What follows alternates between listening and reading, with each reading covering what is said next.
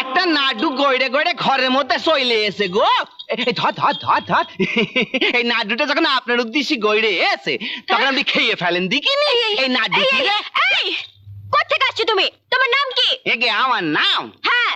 আমার নাম শ্রী হরিদাস পাল। What? ইঞ্জিরিতে mister eighty পল। হরিদাস পাল? এগে তা বাবা হরিদাস, এগে তুমি কোন খোঁয়ার থেকে উদ্ভূত হলে বাবা?